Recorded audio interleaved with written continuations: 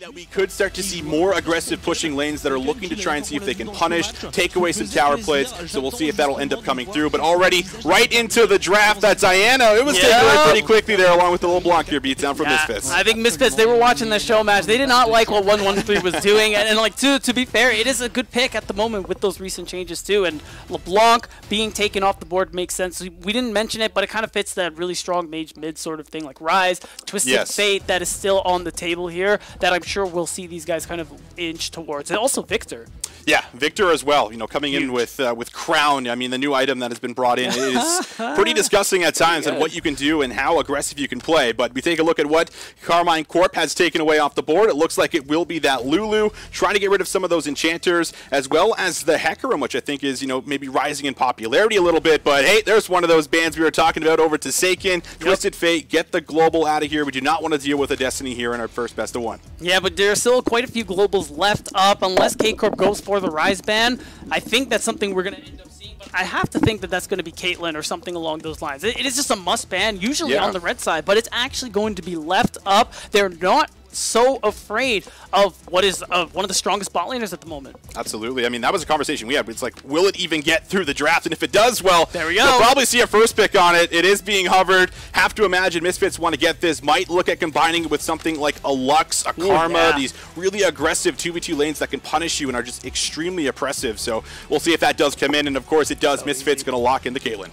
Really strong at the moment here. And with just a little bit of jungle attention, like we all know how Caitlyn likes to play. Lane bully, collect plates in the earlier parts of the game, and when you have that jungle help, once you get that first turret down, you just move to the next lane and plate after plate after plate. If this Caitlyn gets going, might as well just FF. Well, the Thresh is certainly fitting, and well, how about a quick response? Viego coming in here for the jungler. 113, obviously right into his playstyle. Loves these aggressive champions, and something like a Viego could really enable him in the early game. Right, it is going to be tough. Some gap closing is going to be necessary when you think about the range of Caitlyn, but this is not so bad overall. It could be setting up an Aphelios pick as well, which I think is still a strong pick at the moment here. Those hyper carry 80 carries like Aphelios, Jinx, stuff like that, still on the table here. Thresh Aphelios is still a nasty combo, so we could see Reckless go down that route as well.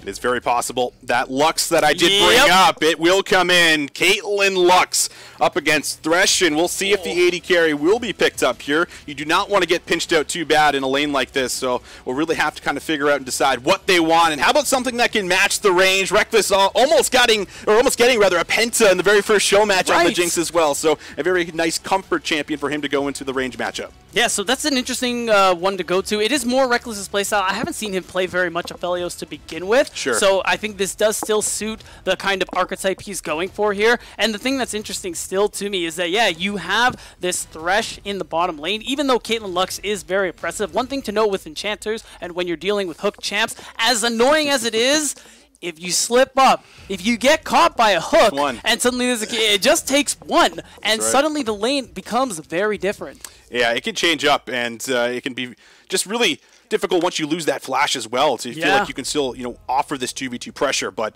we've gotten all of our picks here for Phase 1. Let's get into Phase 2 bans. It will be that Wukong, the first one taken away here for the side of Karmine Corp. And on the other side, of course, more solo laners coming into the mix. Aurelia taken away from Misfits. Yeah, it makes a lot of sense, especially the Wukong ban I like, because Misfits, right now, even though you have a strong bot lane, strong early jungle, you don't have a lot of setup. CC, that's usually in the support role. So immediately, they start looking at top laners to get rid of them. I wouldn't be surprised if K-Corp look for... Okay, I was going to say Sion, but Malphite I think is perfectly fine as well. Just get rid of any or as many possible hard engage options for Misfits as you can. And on the other end here, it is top lane, but they are, you can tell, Misfits are looking for a kind of softer sacking lane type of matchup. They may go Sion themselves, because when you see things like Aurelia, like Jace, you don't want to get lane bullied. You just want to have a nice relaxed lane, farm up, and just get your XP.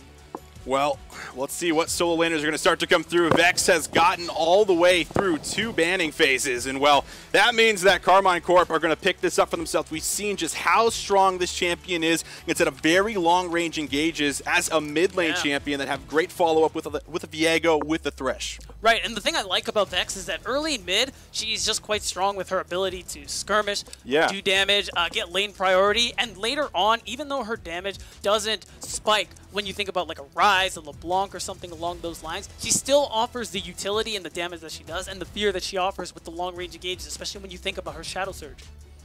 Well, Misfits thinking about bringing a Gangplank in. Would be a nice global to have. He did get a buff, of course, recently with that Diana patch, and following it up is going to be a Zoe. So a very nice squishy composition that we have for Misfits, but it offers a lot of poke as well as some playmaking here with the Zoe and with the Lee Sin. Yeah, it is nice being able to play from range, being able to kite it out, are things this entire team composition wants to do. And K-Corp, they are in a little bit of a pickle at the moment here when you think about if you're not going to have a good time if you're not at these objectives first now, just looking at the 4 champs we see so far here. Well, ladies and gentlemen, here is our matchup. Game number 1 of the LFL here for the 2022 Spring Split.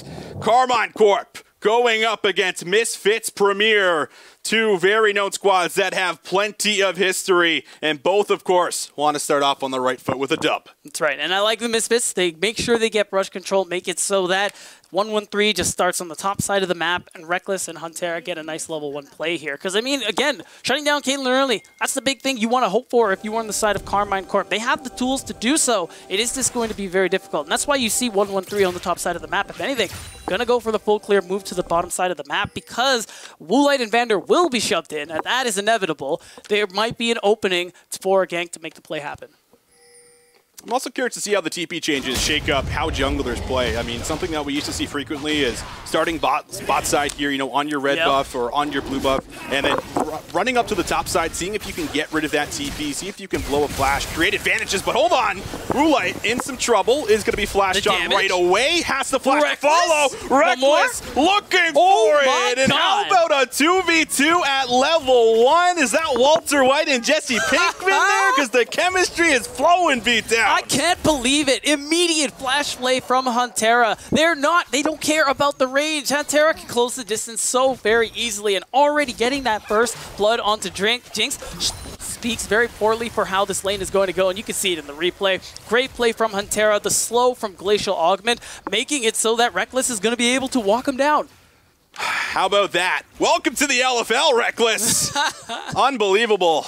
I was not expecting a level 1 all-in like this, but just showing us maybe how much synergy Huntera and Rekkles have been able to build up, and you have to imagine that kind of correlates and translates over to some of these show matches that they've been playing on stage. So we'll see how it continues to evolve here, as now an early lead already over to the side of KC. We take a look at how Tinks is currently doing, still looking to clear things out. Might look at making an appearance down to the bot lane now that we have all of these summoners off of the majority of the bot laners. Yeah, and I think 113 is also knowing that, because one, he wants to come and make a play, and also potentially get the read here as you see him drop the ward and the tri-brush, because you know Lee Sin is going to try and clear just a handful of camps and immediately show their face in a lane. So now 113, because of the camps that he skipped, he wants to make this play, and he's actually there in the bot lane already. Will come and make an appearance. Just a little hey, hello, how you doing? Won't be able to make a whole lot from it, but we'll see if Vander and Woolite might be able to try to answer back. Remember, if we do end up seeing a snare come through, you can absolutely layer that with the Caitlyn traps and deal quite a bit of damage if anyone does end up misstepping. Take a look at the mid lane at the moment. We'll just be farming up here, as it is going to be a back Forsaken. Might look at holding on to that TP just a little bit later. And we come back to this top matchup where Gangplank is someone that is going to scale quite well into the late game, has received some buffs, and onto that Q, doing just a little bit of additional damage, making it just a little bit more of a lane bully here up against the Ornn. If he does end up staying in lane a little too long or does get poked out, will be forced away at points. Yeah, but in isolated 1v1 for now, seems like Cabochard is doing just fine here. Worth noting, though, Irrelevant on the Gangplank, he does come back with Sheen, is a big deal. Still holds on to the TP as well. Of course, it doesn't matter the way it used to with the TP changes, but that also makes Gangplank a lot better. He can affect the map come level 6 immediately, and there isn't going to be much Cabochard can do about it unless he manages to somehow get priority and walk his way down to another part of the map, which in these early levels, it's not going to happen. 113 is going to be able to come through with the Scuttle Crab without any worry whatsoever. That's actually 2 early crabs that have gone over. Now, they, of course, did receive a nerf in the offseason, so not as potent as they used to be, but you're not going to complain about getting both of them very early on. Meanwhile, Tinks has not really been able to find a whole lot of value so far, still just trying to farm. I mean, the key, I think, really with Lee Sin is once you get that level 6, you want to be as active as possible with the Dragon Rage. And meanwhile, feels like Seiken has had a lot of mid-lane priority around here, has been able to kind of move through the fog, just create a bit of additional pressure. And you can see Vander coming over just to make sure that they have some of that vision down in case any kind of an invade or any kind of a play comes through here for KCORP. Yeah, you notice 113, he did just take his first recall, and now he's walking back with the Phage, and it's looking like he's either going to make a play on that bottom lane or just go ahead and start picking up that dragon. Because as we know, I mean, with the changes, you might roll one of the new dragons, and being able to stack them early sounds fantastic, I think, if you are KCORP here, especially when you think about how strong Misfits will be if they do manage to safely get to the late game. I think having that Dragon Soul threat in the back pocket is not a bad idea. And speaking of the Lee Sin, Austin, Tinks is in the area. He's looking. Still no flash on Reckless or Huntera. Opportunity for a play. 113 thinking about a play in the mid lane. Nice, good amount of damage coming in here. Guys, a check might have to be careful. 113 has that flash in case he wants to get a bit mixy, but Tinks is going to spot him as he goes for the invade here. So Zoe, looking for the bubble, does not hit its mark. Just fighting over the camp at 113. He's hot on his heels. He's going to be able to make it out, and maybe he's not done. He's looking to keep the pressure going. Seiken has level 6 before Chajek, and I mean, that Shadow Surge can be a fight turner in this instance, so he's got to be careful fighting for that camp. But I think at this point, after he clears that pink ward, 113, he's going to back off here, maybe make a play bottom, but so much is happening right now. Oh, wait, Tinks is level 5. Oh, these two just going at it with one another, but 113 will be able to get out. Just giving us a couple little emotes there, a little happy faces there with the beat emote. Won't be able to get anything really other than maybe 1 or 2 of the small raptors, but back into the jungle he goes. He will be a little bit behind. It feels like Tinks has just been power farming throughout this early game. He is going to have now a chance to move through for the golems, getting him closer and closer to 6. Hook goes out. Hook's going to connect. There it is. Is this another 2v2? It's looking likely Vander will end up dropping. Oh, the cannon But here's the response. Tinks doesn't find the mark. Reckless will go down. Could it be 2? Woolite looking for that flash. Huntera will fall as well, so sure, they get 1, but Misfits, they answer back with 2. Yeah, I mean, it was a nice play, a nice hook from Huntera, but they weren't really thinking about that cannon barrage. It did do a lot of work there, but Reckless wisely holding on to his splash. I think overall, this is still pretty good. He still holds on to his lead that he has in terms of gold over Woolite because of the extra kill, and now he's going to come back to lane with those tier 2 boots. And overall, I still like the aggression from Huntera and Reckless in this bottom lane. I mean, they are getting pushed in for the most part, but the punish is there. Anytime Vander specifically is the one who is misstepping, he will get into it. He's either going to land that death sentence, go for the flash play. Speaking of now, we have a play here potentially for Rift. Cabashard doesn't find the knockup here. Should be able to get himself out with the flash. He does so, but the follow-up, Seiken does land a lot of the burst, but do they have enough to finish off the kill? The answer is going to be no. Tinks is here just in case things do end up evolving. But overall, just going to be able to get the summoner out. Yeah, I mean, that alone is still pretty nice when you want to fight for this Riftail that's coming up pretty soon here. Everybody has to recall, but at the moment, you still have the prio to walk back on the map and just immediately go for this. So Tinks, though, is going to start the Herald right away. They know this on the side of KCORP, and I guess potentially because they've been backed out, they're just going to opt to trade for the Dragon potentially. As you see, 113, he's moving to this bottom side of the map. Using the ultimate here on Cabashard as well as Seiken. Makes it pretty difficult to contest this, so as you said, will likely go over. Seiken just going to clear out the mid wave. You mentioned a chance at being able to trade this Cloud Dragon that is alive and active. No real priority from either team, at least at this point. A chance to do so now as the Rift Herald will be picked up, will be collected. It is going to be Tinks now that can hold on to that, and there is plenty of time to use that here for some turquoise.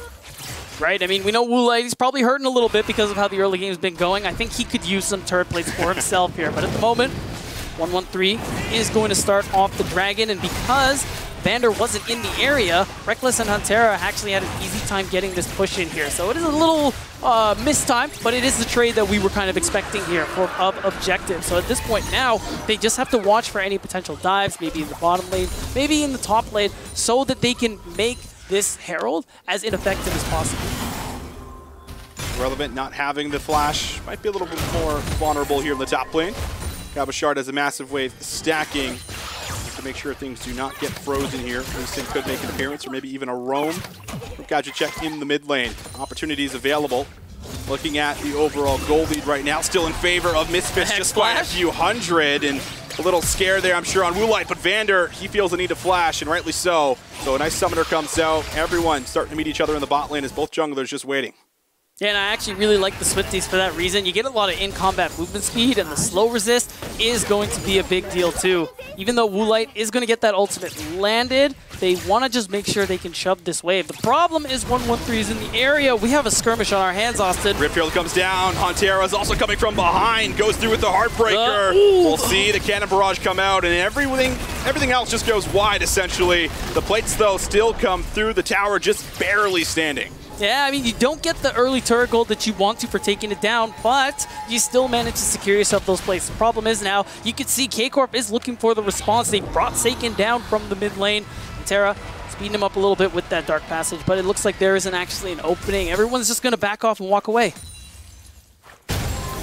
Trying to make plays happen, though, staying proactive certainly has been K-Corp in this game. And with the majority of the early games that we have seen, this one, I would say, not as much in their favor. I think there's been some great matching here so far from Misfits, despite being a newer team with 4 new members surrounding Woolite. But everything has been solid, at least at this point. No real objectives to fight for the next little bit. 3 minutes away from that Ocean Dragon, but still plenty of time to get or try to work for some of these plates. As you can see, Reckless walks up to stop the back. Will it cost him his life? Sonic Wave comes out, but the wave comes in at the perfect moment. Wow, I was clenching a little bit there. If that Q hit him, that could have been a different story, Austin. But yeah, as you say, he will walk away, and wow! That was a nice paddle star. Tragic clearly starting to come online here despite the no Sork shoes and just 2 amp tone Zoe, by the way. Yeah. So it is nice that he is getting a little bit of an upper hand in this matchup, as for the most part, I think Seiken has been largely in control here. Has been in control. And we take a look at the top side of the map right now. Viego doing a bit of invading, just making sure that he can punish Tinks for any of these plays that he decides to make. Yes. So another Gromp will be taken away. 113 has gotten a few. That, of course, was on vision as that pink ward was just sitting there at the entrance of that blue quadrant in the top side. Cabochard, I'm sure he's just been happy with this one so far. He is just scaling up, waiting to get some of those key levels so that he can also upgrade his teammates' items a little bit later on. On top of that, he is obviously just want to make sure that he can survive as a tank. He's not getting dove by any means, but really difficult to do on this Ornn. And he's even willing to move up and trade a little bit, flex his muscles in case Irrelevant does end up biting off more than he could chew. Yeah, Ornn definitely has a nice bit of damage here, as you can tell. Irrelevant going even in these trades, which is something you don't really expect often as the Gangplank. But overall, I think let's look at the CS between 113 and Tinks. I mean, Tinks had a small lead because, as you said, he was power farming a little earlier, but of course, Viego starting to outpace him in farm and actually has a bit of an XP lead too. So this is going to be a problem if Tinks can't find some of these plays that he's looking for. He's just going to continue to fall further and further behind, get his camp stolen, etc., and that is going to be difficult for him later on. Marklet's just being a good guy there, tanking up the ultimate there, making sure that the ace in the hole doesn't chunk out Huntera too hard. Big wave stacking, and that means that 113 is here to cover in case something does break out, but 113 maybe wants to force the play. Woolite low on mana. Will they be able to find the mark? Hook goes wide. All the skill shots not going to find its mark, but there have been plenty of appearances. Huntera does go in. Vander in some trouble. Does not have the flash. And there's the follow-up. There's another one from Seiken. Follows up with the ultimate. Not enough to take down Woolite, but a nice play to take down the support here on Misfits. Man, and I love so many things about that, Austin. 113, first of all, reading the play for Tinks, making sure he's in the area. The fact that Huntera is not afraid to make these plays, Austin, it is just unreal. Using the flash, using his Hex Flash as soon as he knows, all right, Tinks isn't here anymore. Okay, your jungler's not here. You feeling so tough, Lux? Well, now we'll play in the mid lane. 113 getting a lot more active, but got to check to be able to get himself out safe and sound. No worries there. Has been playing pretty solid on this Zoe, having just a slight CS lead, but now all of our attention turning to that next objective, 10 seconds away from the Ocean. Of course, the first dragon of the game was picked up here from Karmine Corp as they got the Cloud 5 minutes ago. They have great setup right now in the river here. If you are Misfits, a lot of pink wards going to have to be cleared out now for the side of K-Corp as they're starting to move in, thinking about maybe setting up around this dragon. And it's worth noting, too, now we're at that 14-minute mark. The teleports have been unleashed, upgraded for everybody. So both Irrelevant and Cabochard, though not at the moment, can join, well, what's happening right now. 113's going in. Oh, Woolite is going down. That is what's happening. And then they even give the kill over to Rekkles. Why wouldn't you?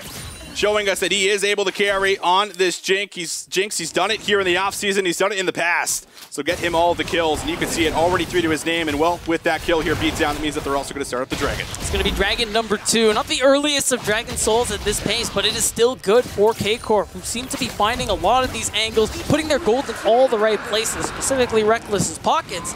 And now you do lose out on the second Rift Herald, but of course, it having a lot less value means you don't really mind that. We now know it's a Mountain Soul, something either of these teams are going to very much want to have in their back pockets, especially on Misfit's side. If you do have a constantly replenishing shield with that soul, well, your poke game suddenly becomes a lot less relevant. Yeah, you really hit the nail on the head. I mean, it's so much more difficult to find any value with the skill shots when you have that giant shield surrounding each and every one of your champions.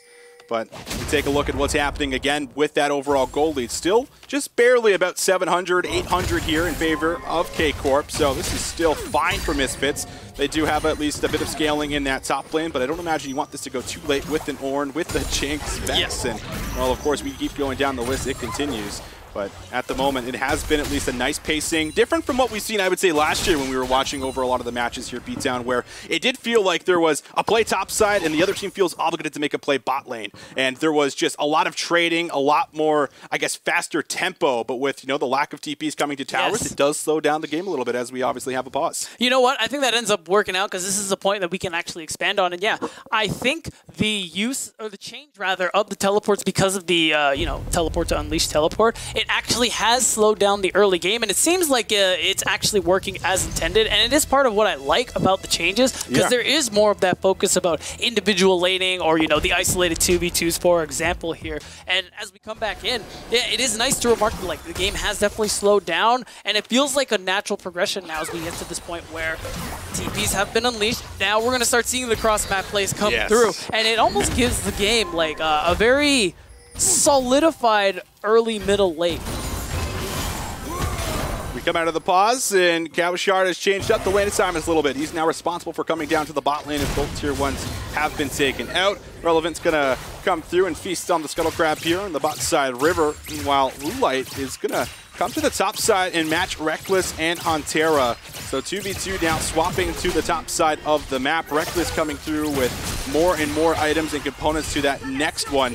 And Woolite and Vander have not really been able to deal all the pressure that this lane is capable of doing here at Beatdown, and that is really part of the plays that we've seen from 113, as well as Hantera setting up a lot of the hooks, making it difficult for you really to feel confident to walk up and actually chip away at this tower. Right, Rekkles, he's actually ahead right now in terms of itemization, gold, and everything like that, and he's just stronger at the moment. And the thing we know about Jinx, once we see that second, third item come through, because he's going RFC second, it looks like, well, this Jinx is going to hit. And yeah, the Paddle Star does just miss. It looks like the Herald will get the charge. I think it will basically get rid of the turret or be just short of it. Okay, there we go. So that is some extra gold globally and locally for Misfits Premier as a whole. And I think that's part of what's been keeping them in the game here in terms of we look at the gold lead and how even it is so far, because only one turret has been taken on the side of K-Corp to Misfits 2. Was a flash that came out there from Kajicek as well, making sure he does not get hit by Seiken's ultimate. But the mid lane tower, you mentioned it, it's going to open up the map a lot more. And now, of course, you can see KC trying to make something happen around this tier 1 in the top side. 113 is still here. Woolite does not have all the support and will have to get himself out. Looks like he does so effectively, but will KC be able to get this tower in time? Fairly low. The wave is gone. Cleanse coming through for Rekkles. The cannon barrage comes down. Ace to the hole will be blocked up from Hantera. So nothing more will follow. Everyone else just going to simply back away here for KC. So you do manage to, with numbers advantage, try to preserve that top lane, making sure you can cannon barrage the wave. But overall, that does allow Cabochard. You can see it on that bottom side of the map. Now, Irrelevant has to go clear this wave because it is quite large. You don't want to miss out on that gold and XP. And that means K-Corp can look to make more plays if they so choose. Rekkles, he's going to clear those golems. He's going to come back to the mid lane. And there's going to be plenty of opportunities for K-Corp to continue pushing the pace as they have been so far. Cabochard doing a little bit of counter jungling here at the moment. And he's going to be able to just walk himself out safe and sound. Another dragon coming up. We already talked about if you are Misfits Premier, but getting into the river first could be a little bit difficult, depending on their position, coming in about 45 seconds or so. Cabochard, he's been doing a good job. He's taking away camps, he's securing Scuttle Crabs and Vision here for the Dragon, just doing everything that you would love to see out of your top laner. And while that happens, Rekkles knows that they need to set up around this Dragon, so that is going to be another tower here in favor of K-Corp.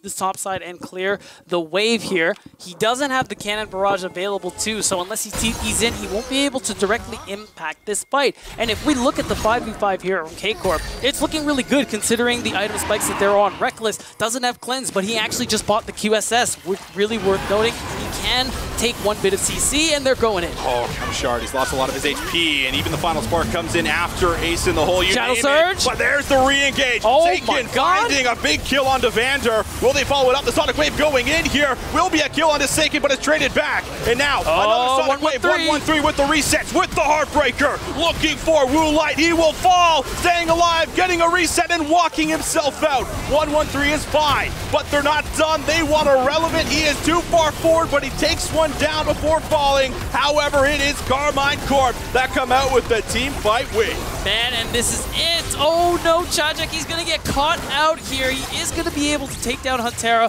but loses most of his health. There is a chance at a Dragon Steal, and that's really the only thing Misfits Premier can hope for, Austin. If he can steal that Dragon, maybe they can get it done. Oh my God, Cabochard over the wall. Oh, the final spark coming through. Oh, the reset on the Dragon. Okay, so much is happening. So much just went on, and the zap landing, Cabochard with the Q over the wall, just enough to get that kill. And now we'll take a look at that replay where everything kicked off here at the start. Honestly, the big thing for me is look at Cabochard and Seiken here. Like, I liked that. I respect that Misfits, they get the catch out on Cabo. They want to try and take him down, but look at Seiken. Timing that Shadow Surge with that Call of the Forge God. Fear into knock-up, into all that damage. And Tanks, he's trying to go in deep to be the hero, but he ends up getting taken down, and the rest is history. Diego starts resetting Austin. We know what that means. Yeah, we know what that means. And he just barely grabs that passive to be able to keep his life just a little bit longer. Sure, 1-1-3 does end up getting traded over, but then there's that little clip at the end, not sure if they'll show it or not, where Zoe's like, all right, there's some low health bars here, I might be able to get something done. Then that knock-up comes through, he's got to flash away, and then just that Q over the wall that follows here very shortly is just the cherry on top. Yeah, really nicely played by K-Corp so far. Really good team play, and I mean, I respect the attempt from Chajek. If they manage to steal that or get the kill onto Rekkles, force him to walk away, that's a big deal. And I mean, we're about to, let's touch on why that's so important. The fact is, Mountain Soul Point has just been secured for K-Corp. That soul, that could be game-changing and basically remove the advantage of Misfits Comp versus K-Corp's is a big deal. Now this next Dragon has to be contested, and if Misfits can't make a play for the Baron in the next couple of minutes, we have that conundrum that has shown itself since the beginning of Season 10. Do we let him get Soul? Do we let him take Baron? That little mind game of control and who's going to be able to make the first move will play out shortly. Gold lead still, though. You could recover from this if you're Misfits, but you're starting to feel a bit of a timer play in here. Cabochard now level 14. He's going to be able to start upgrading some of these items. You can already see it on Seiken, on the Everfrost. So things becoming more and more difficult to try and contest the team fighting power that K-Corp have. Meanwhile, they've been able to set up a good amount of vision around this mid lane tower. Once they get this beat down, it is going to open up the map drastically. And at this point, oh man, they're looking to open up a fight. Call the Forge God. See ya. Followed there with the Surge. It's too much to deal with. They do get one back, but they lock down the jungler. Tinks will fall. Cannon Barrage comes out. We'll see if Zoe can follow this one up. Gadget looking for the Paddle Star. We'll be able to find the damage, but not enough to kill. Seiken, will he take it? Thinking about it, but will not follow just yet. Ontero walks up, but more or less just gonna sacrifice himself. Looking for a bubble. Gadget can't find it. KC get the tower, but both teams get away with 2. Yeah, and it's looking like with the numbers, Misfits might go for the tier 2, but it's looking like they're going to let that one go. It is nice for them. They managed to get some trades, get some kills back in their favor here, but overall, the damage has been partially done. They do lose that mid-tier 1 turret. They are still losing out in terms of vision. If you look on the bottom side of the map, it's mostly red wards, even if there aren't any to begin with here. And that's what Misfits have to focus on. They can't let this dragon go over to K-Corp, because that's pretty much GG. Yeah. It's pretty much GG, and I think the interesting thing as well is that they got to the river first, which is obviously like step 1 of this composition. You want to be able to abuse the walls with the Sleepy Trouble Bubble, get those Caitlyn traps down, but when you have something drafted like this Ornn in the top lane that Cabochard has been piloting just so beautifully, he's able to walk in, soak up, tank that damage, allow his teammates to follow in his tracks so that they can get inside of the river. A massive pickup has played a pretty big factor, but we are getting closer and closer to that soul point. 1 minute and 20 seconds. This mid lane priority is going to be fought for, you have to imagine, for the next couple for sure. But you also have to keep in mind, you can't just invest all of your vision in the bot side here, because you already brought up the Baron, and KC have the luxury of saying, listen, if you want to set up around the Dragon, we can look at trading and forcing and seeing if you have to come in and face check us if you use all your vision down here in this bot river. That is the big thing, and that's why you see both these teams fighting for mid priority at the moment here. They are condensing most of their members in the mid lane, trying to get the push as best they can, because they want that's the order of things. You get mid prior, you move in to set up vision here, and Misfits do look like they'll still be able to get there first. The thing is, will Misfits actually call the bluff and go for the Baron? I don't think that is. Wait a second. There it is again. Saken finds the backline, but Woolite's going to be safe for now. Knockup. God does not find the knockup here. Final Spark takes down Saken. A trade though. Back here for 113. He's very squishy. Heartbreaker out, and he's safe for now. Both teams going to lose 1, but the key is that both junglers are alive. However, 113 just has a sliver of HP. Sleepy Trouble Bubble hits the mark, but it's going to be Cabochard. I don't think Tinks is going to follow up on this one, but it looks like Misfits have gained control. They might be able to move for the Dragon and take this one away here from K-Corp. It's tough. Cabochard has a lot of health. They are allowing 113 to back so they can go for the Dragon. I think this one is probably going to go over into Misfits' pocket here, and I think this was a good fight for them overall. Depends, though. Cabochard, he's walking up, Austin. Maybe they're thinking about trying to take it. Should be a spice that comes in, and there it is. It's going to be secured from Tinks. Cabochard still going to be able to just bully out some of the members. Flash there for Irrelevant, and you mentioned it. Saken comes through with the TP. So a flash for TP. Tempo now on the map for the side of KC, even though they don't get the Dragon, but they could start to move and threaten the Baron. I was just thinking it. They don't know teleports, or they do have teleports available on Misfits side. You can see it already coming into that blue buff, because they know this is something that K-Corp might be doing here. They've got to move in, try and get whatever vision they can, just to make sure the Baron's not being snuck away at the moment here. K-Corp themselves, they're not actually going to go for it. They do get some teleports out. They do manage to force Misfits back to zero, even though they don't get themselves the soul. But most importantly, Misfits buy themselves time, Austin. They do buy themselves time, but it is also the biggest goalie that we have seen, at least so far in this game. About 2K right now in favor of KC. Vision control looking solid now as they're going to move back through. Huntera on his way over, matching the mid lane prio here with the rest of KC as well. Reckless getting stronger and stronger. You can see just how close he is to getting another Infinity Edge here for himself. That would be his 3rd item. He also has a QSS in case he sees Trouble Bubbles land, or if we see a binding come through here from Vander. So a lot of ways to be able to kick yourself out. Plus he has the cleanse, so it's like double safety on top of it in case they do end up catching him out.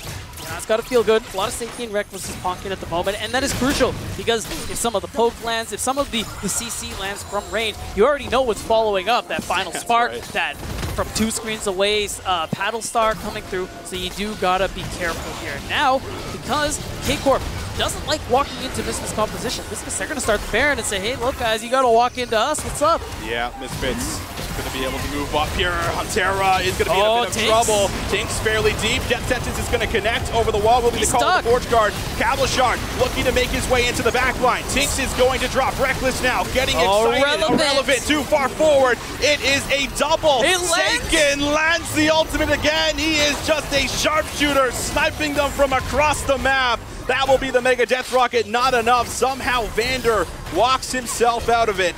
but it is going to be a massive advantage for KC as they have the numbers advantage. Austin, no top, no jungle means they're going to go for the Baron here. K-Corp are managed to pull out this fight here. They managed to punish Tinks for going in as deep as he did, and Bismuth, they know they can't let this one go. They're doing their best to try to harass. They still have Woolite, who's doing a lot of damage, but Huntera's going in. Oh, Huntera is down. Woolite, one of the best AD carries here in the LFL, looking to flex his muscles, but he doesn't have the cleanse. He doesn't have the flash. The final spark comes in, but 113 secures the Baron. Now can KC get themselves out? Rekkles forced to flash over the wall. They get the Baron, but it was by no means clean. However, they only lose one. And that was a tough one. They did their best on Misfit's side, but K-Corp do secure themselves the Baron. They do have the ability to continue pushing up these waves and potentially siege some of these turrets. And look, 2 minutes left till that what could be the last Mountain Soul, Austin. So if they manage to take some of these remaining outer towers, manage to win a fight, after doing so, they could get the Soul. And we take a look at that replay where everything kicked off here for us, and it really started with Tinks feeling like he could have made the big play here, Beatdown. I think if you take down Huntera, this is a really good position to be in here, but the play is good, the hook into the box is really good, and you can see it.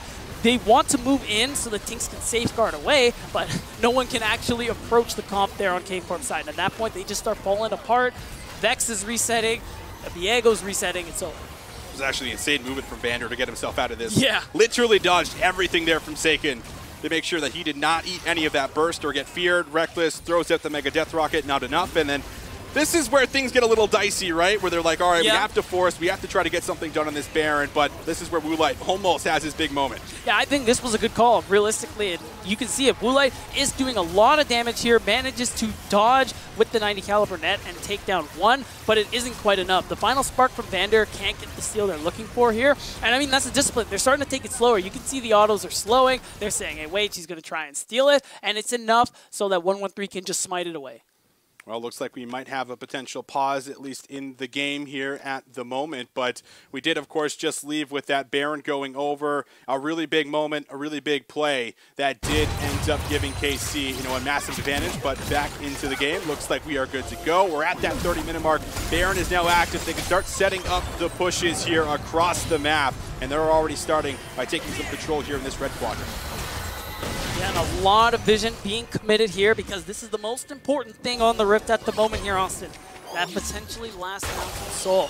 Trying to get priority is what Misfits are looking to do here. Tinks, he's walking a little forward, Austin. 113 decides not to punish him, but they're just gonna, are they gonna go? Oh, it's a triple knock-up to call the Slayer Surge! Set it up, KC. This could be the last team fight of the game. Seiken again might follow up on the Woolite. The flash is too late. Seiken for two.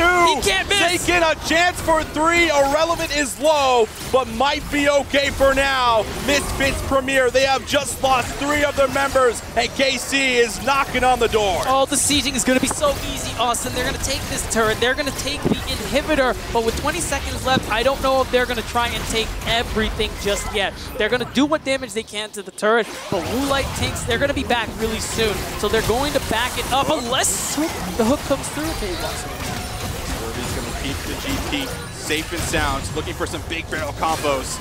Level 16 now for Irrelevant.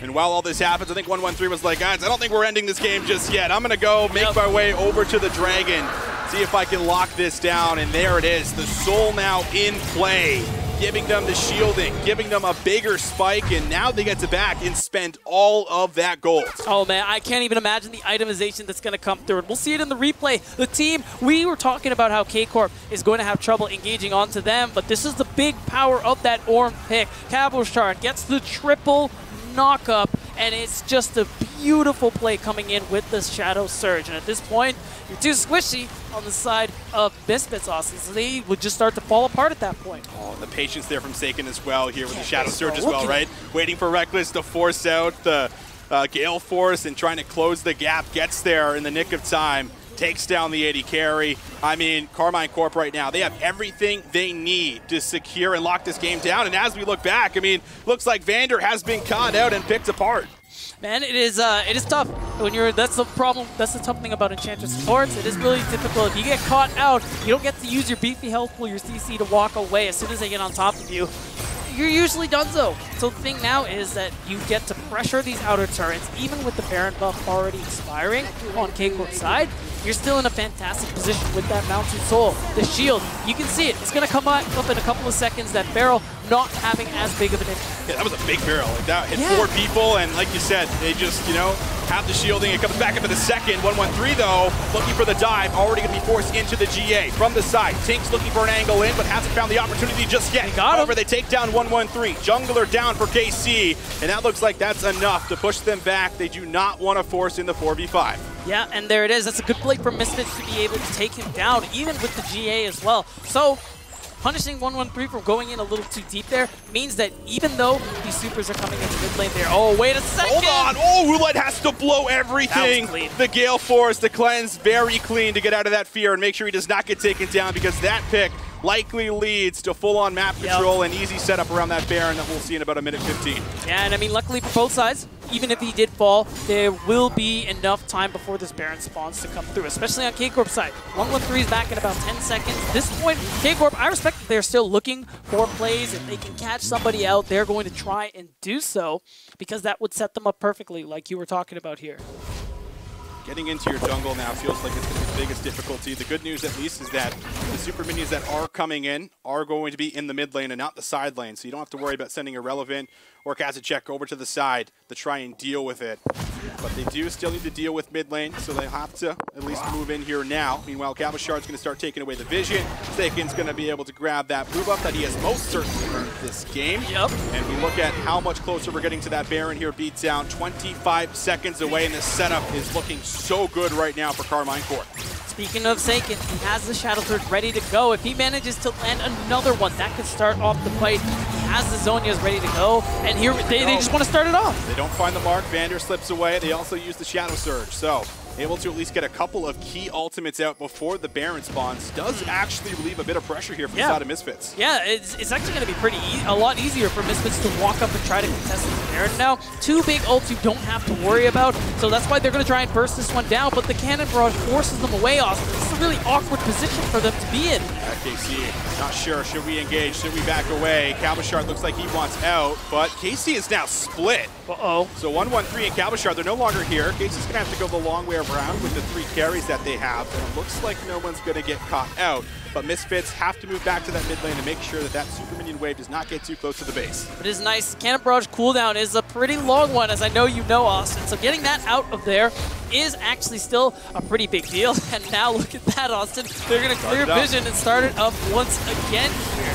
It's the luxury of having this Mountain Soul, and you gotta just move in and base check. You don't really have good chances to do it with. Oh wow, it's gone. They are melting it.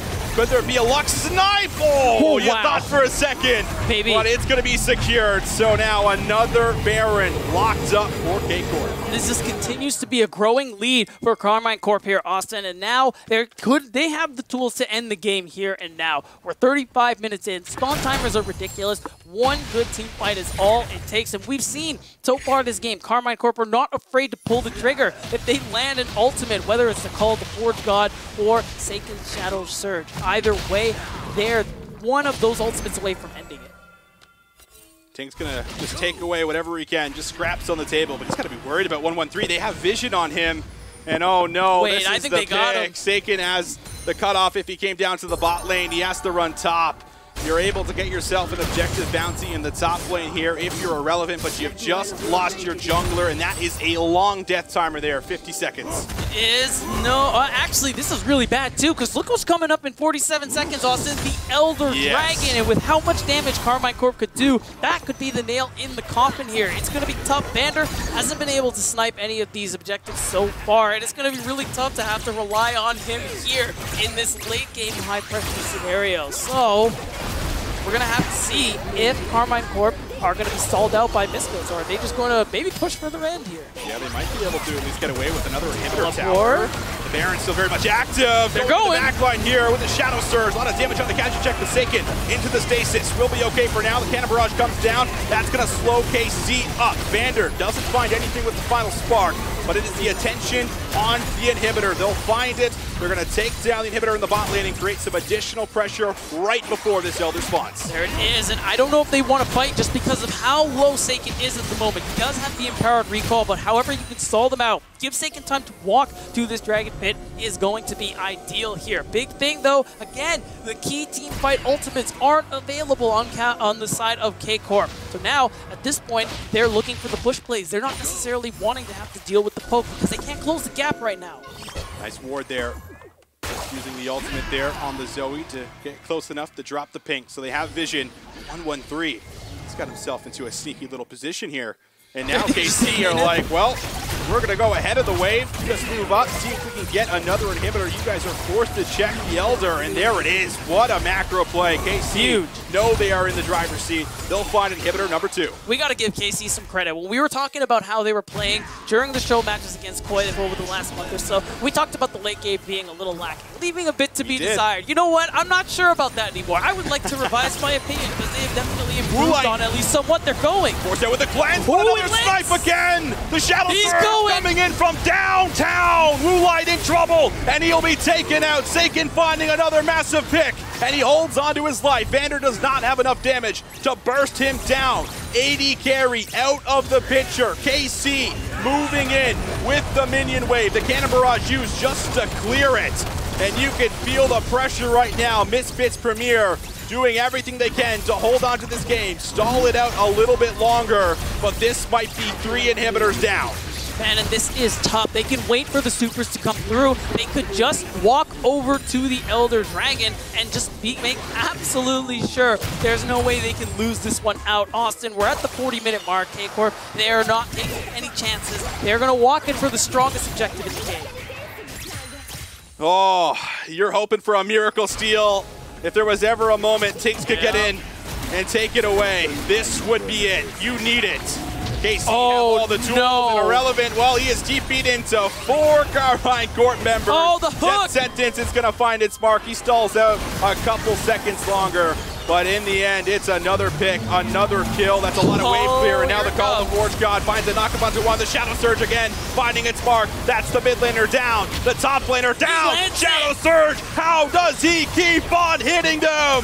Woolite is caught out in the open. No one there to assist him. And no way he hits another. I mean, we need to get a percentage on how many of these have been beat down because there have been so many. Shadow Surge has been fantastic. Seiken has set it up, and with that said, that is going to do it for the game. Too many minions. Nobody here. Vander's on the fountain, just trying to survive. Can barely even take a breath, but in the end, the Nexus is going to fall, and Karmine Corp will find their first win of the season. And there it is, getting back at Misfits just a little bit for how they beat them in summer.